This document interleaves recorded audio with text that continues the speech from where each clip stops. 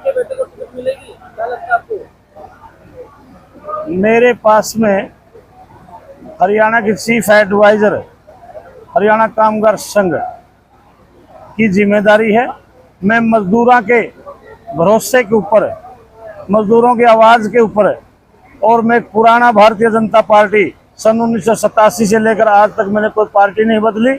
मैं उसका बड़ा निष्ठावान कार्य करता हूं और अब तो अपने आप को मैं इतना सौभाग्यशाली समझता हूं। श्री जंग बहादुर जी यादव ने मेरे को मजदूरों की सेवा करने का हरियाणा प्रदेश के अंदर बड़ी अहम जिम्मेदारी दी है।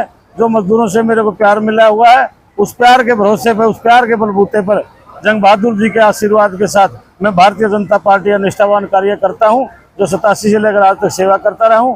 तो भारतीय जनता पार्टी का भी अपना एक फर्ज बनता है। उन्होंने अपने किसी स्तंभ को चुनना चाहिए या आया राम गया राम चुनना चाहिए। जिस प्रकार से पिछले 10 सालों के अंदर बीजेपी नाम की चीज नहीं रही थी, और उसी प्रकार से मैं नायब सिंह सैनी जी से उनके नेतृत्व भरोसा करता हूं, क्योंकि उन्होंने जींद में आकर के श्री जंग बहादुर जी की आवाज पर उन्होंने 89 करोड़ रुपए जिस प्रकार से हमारे मजदूरों के खाते में डाले थे, उसी प्रकार से भारतीय जनता पार्टी के निष्ठावान सिपाही श्री नायब सिंह जी सैनी के ऊपर मैंने भरोसा है कि वो मजदूर के बेटे को, भारतीय जनता पार्टी मजदूर के बेटे को, मजदूरों की सेवा करने वालों को जरूर अवश्य ही कोई मौका देंगे। क्योंकि मैं गरीब का बेटा हूं, गरीब की सेवा करने वाला हूं।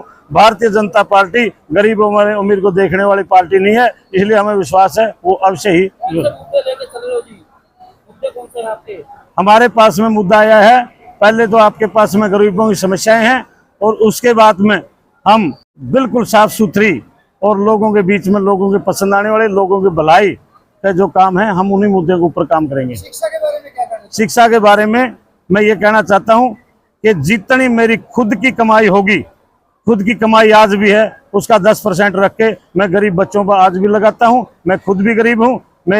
मेरे घर के अंदर किसी का कोई बीमा नहीं मिलेगा, किसी के बैंक खाते में कोई बैलेंस नहीं मिलेगा। अगर बैलेंस है तो गरीब बच्चों का ही बैलेंस है। मैं चाहता हूं कि सारी जिंदगी का जो भी दिमाग हो, 90% अकेले शिक्षा पे ही बाहर और देश और प्रदेश के अंदर न्यौछावर कर देना चाहिए। शिक्षा सबसे बड़ा दान है। उचाना से आपको मौका मिलता है तो मजदूरों को लेकर आपका कौन सा कार्य रहेगा? सबसे पहले ये कार्य, सबसे पहले मेरा ये रहेगा, मैं जंग बहादुर जी से आशीर्वाद लेकर के मैं अपना जो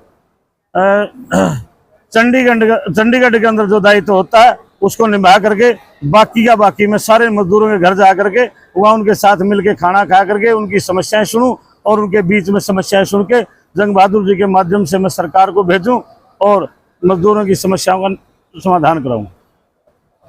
उचाना के लोगों को क्या मैसेज देना चाहोगे? उचाना के लोगों को मैसेज देना चाहता हूं, बड़ी दुर्भाग्य की बात है, ना मेरे बाप ने पढ़ा उचाना के अंदर कॉलेज, ना मैंने पढ़ा, ना मेरे बच्चों ने पढ़ा।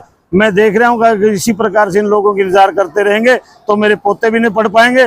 तो मैं सबसे पहले यहाँ शिक्षा के स्तर पर सब कुछ लगाना चाहता हूँ।